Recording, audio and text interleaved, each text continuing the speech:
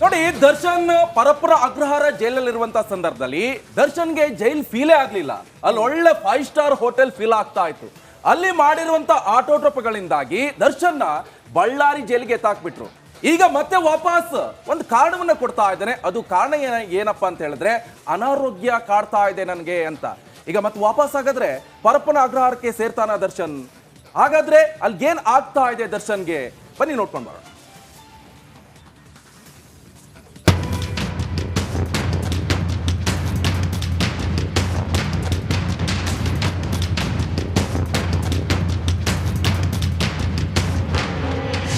ಮೇಲ್ tension ನಲ್ಲಿರುವ ದಾಸನಿಗೆ ಏನಾಯ್ತು?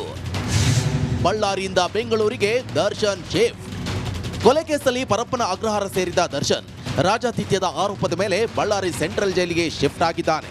ಆದರೆ ಬಳ್ಳಾರಿ ಜೈಲಲ್ಲಿ ಕಾಟೇರನಿಗೆ ಎಲ್ಲವೂ ಸರಿಯಿಲ್ಲ ಅನ್ನಿಸ್ತಾ ಇದೆ. ಹೀಗಾಗಿ ಅನಾರೋಗ್ಯದ ನೆಪವೊಡ್ಡಿ ವಾಪಸ್ ಬೆಂಗಳೂರಿಗೆ ಶಿಫ್ಟ್ ಆಗುವ ಎಲ್ಲ ಸಾಧ್ಯತೆ ಇದೆ.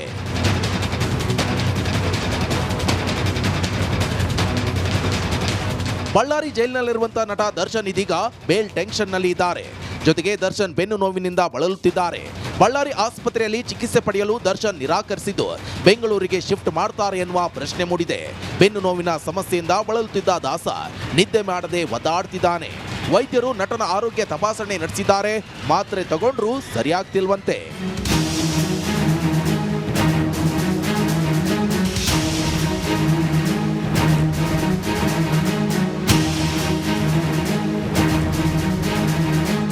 ಬೆನ್ನು ನೋವಿಗೆ ದರ್ಶನ್ ಸರ್ಜರಿ ಮಾಡಿಸಿಕೊಳ್ತಾರಾ ಎನ್ನುವ ಪ್ರಶ್ನೆ ಮೂಡಿದೆ. ಸರ್ಜರಿ ಮಾಡಿಸದಿದ್ರೆ ಕಷ್ಟ ಅಂತ ವೈದ್ಯರು ಹೇಳುತ್ತಿದ್ದಾರೆ ಎನ್ನಲಾಗ್ತಿದೆ. ಬಳ್ಳಾರಿ ಬಿಮ್ಸ್ನಲ್ಲಿ ದರ್ಶನ್ಗೆ ಚಿಕಿತ್ಸೆ ನೀಡಲು ವೈದ್ಯರು ಸಲಹೆ ನೀಡಿದ್ದಾರಂತೆ. ಆದರೆ ದರ್ಶನ್ ಇದಕ್ಕೆ ಒಪ್ಪುತ್ತಿಲ್ವಂತೆ. ಬೆಂಗಳೂರಿನಲ್ಲಿಯೇ ಚಿಕಿತ್ಸೆ ಪಡಿತೇನೆ ಅಂತ ಹಠ ಹಿಡಿದಿದ್ದಾರೆ ಎನ್ನಲಾಗ್ತಿದೆ.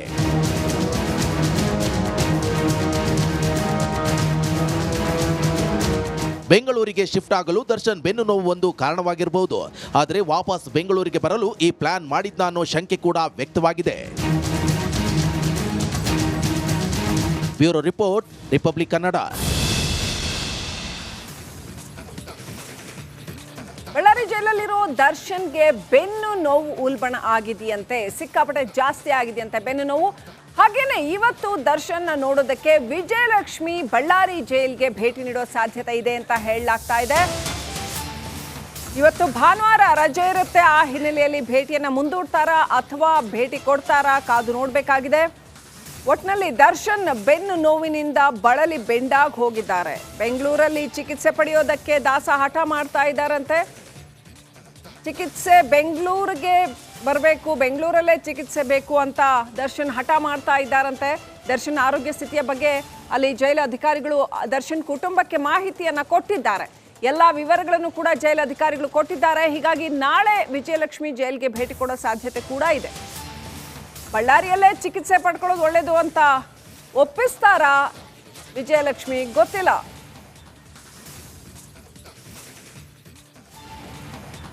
ಅಪ್ಡೇಟ್ ಪಡ್ಕೊಂಡು ಪ್ರತಿನಿಧಿ ರೇಣುಕಾರಾಧ್ಯ ಕನೆಕ್ಟ್ ಆಗಿದ್ದಾರೆ. ರೇಣುಕಾರಾಧ್ಯ, ಏನೆಲ್ಲ ಸಾಧ್ಯತೆಗಳಿದೆ? ಇವತ್ತು ದರ್ಶನ್ ಚಿಕಿತ್ಸೆ ಪಡ್ಕೊಳ್ಳೇಬೇಕಾದಂಥ ಅನಿವಾರ್ಯತೆಯಲ್ಲಿ ಇದ್ದಾರಾ? ಯಾಕಂತಂದ್ರೆ ಬೆನ್ನು ನೋವು ಉಲ್ಬಣಗೊಂಡಿದೆಯಾ? ಡಾಕ್ಟರ್ ಏನು ಹೇಳ್ತಿದ್ದಾರೆ? ಜೈಲು ಅಧಿಕಾರಿಗಳು ಏನು ಹೇಳ್ತಿದ್ದಾರೆ?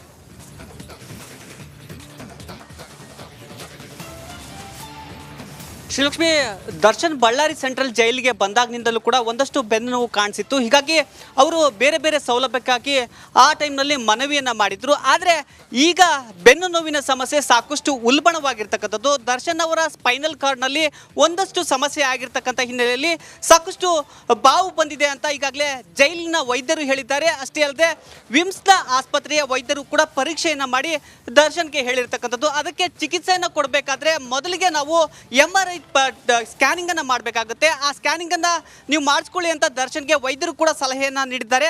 ಆದರೆ ದರ್ಶನ್ ಈ ಸ್ಕ್ಯಾನ್ ಮಾಡಿಸೋದಕ್ಕೆ ನಿರಾಕರಣೆಯನ್ನ ಮಾಡ್ತಾ ಇರತಕ್ಕಂಥದ್ದು. ಹೀಗಾಗಿ ಜೈಲಿನ ವೈದ್ಯರು ಜೊತೆಗೆ ಜೈಲಿನ ಅಧಿಕಾರಿಗಳಿಗೆ ಸಾಕಷ್ಟು ಕಿರಿಕಿರಿ ಆಗ್ತಾ ಇರತಕ್ಕಂಥದ್ದು. ಯಾಕಂದ್ರೆ ಒಂದಷ್ಟು ಹೆಚ್ಚು ಕಡಿಮೆ ಆಗ್ಬಿಟ್ರೆ ಅದು ಅವರ ತಲೆಗೆ ಬರುತ್ತೆ ಅನ್ನುವ ನಿಟ್ಟಿನಲ್ಲಿ ಜೈಲಿನ ಅಧಿಕಾರಿಗಳು ಹಾಗೂ ವೈದ್ಯರು ಯೋಚನೆಯನ್ನ ಮಾಡ್ತಿದ್ದಾರೆ. ಎಷ್ಟೇ ಬಾರಿ ವೈದ್ಯರು ದರ್ಶನ್ ಅವ್ರನ್ನ ಮೀಟ್ ಮಾಡಿ ನೀವು MRI ಸ್ಕ್ಯಾನ್ ಮಾಡಿಸ್ಕೊಂಡು ಆ ಬಳಿಕ ಚಿಕಿತ್ಸೆ ಪಡೆಯಿರಿ ಅಂತ ಹೇಳಿದ್ರೆ ದರ್ಶನ್ ನಾನು ಬೆಂಗಳೂರು ಬೆಂಗಳೂರಿಗೆ ಹೋಗ್ತೇನೆ, ಸ್ವಲ್ಪ ದಿನದಲ್ಲೇ ನನಗೆ ಬೇಲ್ ಸಿಗುತ್ತೆ, ಆ ಬಳಿಕ ನಾನು ಚಿಕಿತ್ಸೆಯನ್ನು ಪಡಿತೇನೆ ಅಂತ ವೈದ್ಯರಿಗೆ ಹೇಳಿರ್ತಕ್ಕಂಥದ್ದು. ಹೀಗಾಗಿ ವೈದ್ಯರು ಮತ್ತು ಜೈಲು ಅಧಿಕಾರಿಗಳು ದರ್ಶನ್ ಅವರ ಕುಟುಂಬಕ್ಕೆ ಈ ವಿಚಾರವನ್ನು ತಿಳಿಸಿ ದರ್ಶನ್ ಅವರ ಮನವೊಲಿಸೋದಕ್ಕೆ ಕೂಡ ಹೇಳಿರ್ತಕ್ಕಂಥದ್ದು. ಇದರ ಭಾಗವಾಗಿ ವಿಜಯಲಕ್ಷ್ಮಿ ಅವರು ಅಂದರೆ ದರ್ಶನ್ ಅವರ ಪತ್ನಿ ಇವತ್ತು ಬಳ್ಳಾರಿ ಸೆಂಟ್ರಲ್ ಜೈಲಿಗೆ ಬರಬೇಕಾಗಿತ್ತು. ಆದರೆ ಜೈಲಿನ ನಿಯಮಾವಳಿ ಪ್ರಕಾರ ಇವತ್ತು ಭಾನುವಾರ ಆಗಿರ್ತಕ್ಕಂಥ ಹಿನ್ನೆಲೆಯಲ್ಲಿ ಯಾರಿಗೂ ಕೂಡ ಭೇಟಿಗೆ ಅವಕಾಶ ಇಲ್ಲ. ಹೀಗಾಗಿ ಸೋಮವಾರ ಅಂದರೆ ನಾಳೆ ವಿಜಯಲಕ್ಷ್ಮಿ ಅವರು ಮತ್ತೆ ಬಳ್ಳಾರಿ ಸೆಂಟ್ರಲ್ ಜೈಲಿಗೆ ಬರ್ತಾ ಇರ್ತಕ್ಕಂಥದ್ದು. ಬಂದ ಬಳಿಕ ದರ್ಶನ್ ಅವರ ಜೊತೆ ಮಾತನಾಡಿ ಅವರು ಅಂದರೆ ದರ್ಶನ್ ಅವರಿಗೆ ಟ್ರೀಟ್ಮೆಂಟನ್ನು ಕೊಡಿಸೋದಕ್ಕೆ ಒಪ್ಪಿಸ್ತಕ್ಕಂಥ ಸನ್ನಿವೇಶ ಇರತಕ್ಕಂಥದ್ದು. ಒಂದು ವೇಳೆ ದರ್ಶನ್ ಒಪ್ಪಿದರೆ ಬಳ್ಳಾರಿಯ ವಿಮ್ಸ್ ಆಸ್ಪತ್ರೆಗೆ ದರ್ಶನ್ ಅವ್ರನ್ನ ದಾಖಲು ಮಾಡಿ ಅಲ್ಲಿ ಅವರಿಗೆ MRI ಸ್ಕ್ಯಾನನ್ನು ಮಾಡ್ತಾರೆ, ಆ ಬಳಿಕ ಚಿಕಿತ್ಸೆಯನ್ನು ಕೊಡ್ತಾರೆ. ಇನ್ನೊಂದು ಕಡೆಗೆ ಶ್ರೀಲಕ್ಷ್ಮಿ ಇದರ ಒಳಸುಳಿಯನ್ನು ನಾವು ಅಬ್ಸರ್ವ್ ಮಾಡೋದಾದರೆ ದರ್ಶನ್ ಯಾಕೆ ಚಿಕಿತ್ಸೆಗೆ ನಿರಾಕರಣೆಯನ್ನು ಮಾಡ್ತಾ ಇದ್ದಾರೆ ಅಂತ ಹೇಳೋದಾದರೆ ದರ್ಶನ್ ಅವ್ರಿಗೆ ಇರ್ತಕ್ಕಂಥ ನೋವು ಒಂದಷ್ಟು ಸಹಜವಾಗಿ ಮೊದಲಿಗೆ ಇತ್ತು, ಈಗ ಅದು ಉಲ್ಬಣವಾಗಿದೆ. ಇದೇ ವಿಚಾರವನ್ನು ಅಂದರೆ ಇನ್ನಷ್ಟು ಗಂಭೀರತೆಯನ್ನು ಪಡೆದ್ರೆ ಅದನ್ನು ಕೋರ್ಟಿನಲ್ಲಿ ವಿಶೇಷ ಮನವಿಯನ್ನು ಸಲ್ಲಿಸುವ ಮೂಲಕ ನಾನು ಬೆಂಗಳೂರಿನ ಆಸ್ಪತ್ರೆಯಲ್ಲಿ ಚಿಕಿತ್ಸೆಯನ್ನು ಪಡಿತೀನಿ ಅಂತ ಒಂದು ವಿಶೇಷ ಅರ್ಜಿಯನ್ನು ಹಾಕುವ ಮೂಲಕ ಆ ಕೋರ್ಟಿನ ಗಮನ ಸೆಳೆದು ಕೋರ್ಟ್ನಿಂದ ಪರ್ಮಿಷನ್ ತಗೊಂಡು ಬೆಂಗಳೂರಿಗೆ ಹೋಗ್ಬೋದು ಅನ್ನುವ ಲೆಕ್ಕಾಚಾರದಲ್ಲಿ ದರ್ಶನ್ ಇದ್ದಾರೆ ಅಂತ ಇಲ್ಲಿ ಹೇಳಲಾಗ್ತಾ ಇರತಕ್ಕಂಥದ್ದು. ಒಟ್ಟಾರೆಯಾಗಿ ನಾಳೆ ವಿಜಯಲಕ್ಷ್ಮಿ ಅವರು ಬಳ್ಳಾರಿ ಸೆಂಟ್ರಲ್ ಜೈಲಿಗೆ ಬಂದ ಬಳಿಕ ದರ್ಶನ್ ಅವರು ಬಳ್ಳಾರಿಯಲ್ಲಿ ಚಿಕಿತ್ಸೆ ಪಡಿತಾರಾ ಅಥವಾ ಕೋರ್ಟ್ಗೆ ಅರ್ಜಿ ಹಾಕ್ತಾರಾ ಅನ್ನೋದನ್ನ ಕಾದು ನೋಡಬೇಕಾಗುತ್ತೆ. Srilakshmi. Right, thank you Renukaradhya ಡೀಟೇಲ್ಸ್ಗಾಗಿ.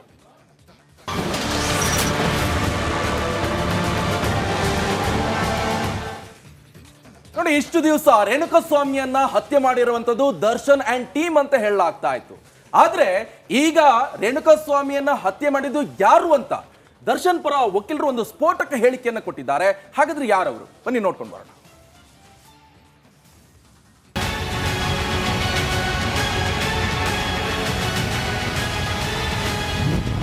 Renuka ಕೊಲೆಗೆ ನಿಜವಾದ ಕಾರಣರು ಯಾರು? ವಿಚಾರಣೆ ವೇಳೆ ವಕೀಲರ ಸ್ಫೋಟಕ ಹೇಳಿಕೆ. ರೇಣುಕಾಸ್ವಾಮಿ ಕೊಲೆಗೆ ಮುಖ್ಯವಾದ ಕಾರಣ ಪವಿತ್ರ ಗೌಡ, ದರ್ಶನ್ ಹಾಗೂ ಸಂಗಡಿಗರು ಅಂತ ಹೇಳಲಾಗ್ತಿದೆ. ಇದರ ಆರೋಪದ ಮೇಲೆ ಈಗಾಗಲೇ ಜೈಲುವಾಸ ಕೂಡ ಅನುಭವಿಸುತ್ತಿದ್ದಾರೆ. ಆದ್ರೀಗ ಈ ಕೇಸ್ಗೆ ವಕೀಲರೇ ಸ್ಫೋಟಕ ಟ್ವಿಸ್ಟ್ ನೀಡಿದ್ದಾರೆ. ಪ್ರಕರಣದ ತನಿಖೆಯಲ್ಲಿ ಪೊಲೀಸರು ತಪ್ಪು ಮಾಡಿದ್ದಾರೆ ಅಂತ ವಾದಿಸಿದ CV ನಾಗೇಶ್ ಆರೋಪ ಪಟ್ಟಿಯಲ್ಲಿನ ತಪ್ಪುಗಳನ್ನ ಎತ್ತಿ ತೋರಿಸಿದ್ರು. ಈ ವೇಳೆ ರೇಣುಕಾಸ್ವಾಮಿಯ ಮೃತದೇಹವನ್ನ ನಾಯಿಗಳು ಕಚ್ಚಿವೆ, ಇದನ್ನೇ ಕೊಲೆ ಅಂತ ಬಿಂಬಿಸಲಾಗಿದೆ ಅಂತ ದೂರಿದ್ದಾರೆ. ಪೊಲೀಸರೇ ಸಾಕ್ಷಿಗಳನ್ನ ಸೃಷ್ಟಿ ಮಾಡಿದ್ದಾರೆ. ಚಾರ್ಜ್ ಶೀಟ್ ನಲ್ಲಿ ದಾಖಲಿಸಿರುವಂತಹ ಮಾಹಿತಿಗೂ ಸಾಕ್ಷಿಗಳು ನೀಡಿರುವ ಹೇಳಿಕೆಗಳಿಗೂ ಬಹಳ ವ್ಯತ್ಯಾಸವಿದೆ. ರೇಣುಕಾ ಮೃತದೇಹದ ಮೇಲೆ ನಾಯಿ ಕಚ್ಚಿರುವ ಗುರುತುಗಳಿವೆ. ಇದನ್ನೇ ಮಾಧ್ಯಮಗಳು ಕೊಲೆ ಅಂತ ಬಿಂಬಿಸಿವೆ ಅಂತ ದೂರಿದರು ಎನ್ನಲಾಗಿದೆ. ರಸ್ತೆ ಬದಿಯಲ್ಲಿ ರೇಣುಕಾಸ್ವಾಮಿ ಮೃತದೇಹವನ್ನ ಬಿಸಾಡಲಾಗಿತ್ತು. ಜೂನ್ 9 ಬೆಳಿಗ್ಗೆ 10 ಗಂಟೆಗೆ ದೂರನ್ನ ರಿಜಿಸ್ಟರ್ ಮಾಡಲಾಗಿದೆ. ತಕ್ಷಣವೇ ದೇಹದ ಮಹಜರು ಪಂಚನಾಮೆ ಮಾಡಬೇಕಾಗಿತ್ತು. ಆದರೆ ಜೂನ್ 11 ಮಧ್ಯಾಹ್ನ ದೇಹದ ಮಹಜರು ಮಾಡಲಾಗಿದೆ. ಪೋಸ್ಟ್ ಮಾರ್ಟಮ್ ಕೂಡ ಜೂನ್ 11 ಮಧ್ಯಾಹ್ನ 2:45ಕ್ಕೆ ಮಾಡಲಾಗಿದೆ. ದೇಹದ ಐಡೆಂಟಿಟಿ ಆಗಿರಲಿಲ್ಲ ಎಂಬ ಸಬೂಬು ನೀಡಲಾಗಿದೆ. ಆದರೆ ಮಹಜರು ಮಾಡಲು ದೇಹದ ಐಡೆಂಟಿಟಿ ಯಾಕೆ ಬೇಕು ಅಂತ ನಾಗೇಶ್ ವಾದ ಮಂಡನೆ ಮಾಡಿದ್ದಾರೆ. A14 ಮೊಬೈಲ್ನಲ್ಲಿ ಮೃತನ ಫೋಟೋ ಇತ್ತಂತ ಹೇಳಲಾಗಿದೆ. ಈ ಫೋಟೋ ರಿಟ್ರೀವ್ ಮಾಡಿದ್ದಾಗಿ ಪೊಲೀಸರು ಹೇಳಿದ್ದಾರೆ. PSI ವಿನಯ್ ಹೇಳಿಕೆಯಲ್ಲಿ ಅಂದು ತಾನು ಕೇರಳದಲ್ಲಿ ಇದ್ದೆ ಅಂತ ಹೇಳಿಕೆ ಕೊಟ್ಟಿದ್ದಾರೆ. ಆದರೆ ಮೃತನ ಫೋಟೋ ಕಳುಹಿಸಿದ್ದೆ PSI ವಿನಯ್. ಆದರೆ ವಿನಯ್ ಮೊಬೈಲ್ನ ಸೀಸ್ ಮಾಡಿ ಫೋಟೋ ರಿಟ್ರೀವ್ ಮಾಡಿಲ್ಲ. ಹೀಗಿದ್ದಾಗ ಇದೊಂದು ಕ್ಲಾಸಿಕ್ ತನಿಖೆ ಅಂತ ಹೇಳಲು ಸಾಧ್ಯವೇ ಅಂತ ನಾಗೇಶ್ ಪ್ರಶ್ನೆ ಮಾಡಿದ್ದಾರೆ. ಹೀಗಾಗಿ ರೇಣುಕಾಸ್ವಾಮಿ ಕೊಲೆ ಮಾಡಿದ್ಯಾರು ಅನ್ನೋದು ಪ್ರಶ್ನೆಯಾಗಿದೆ.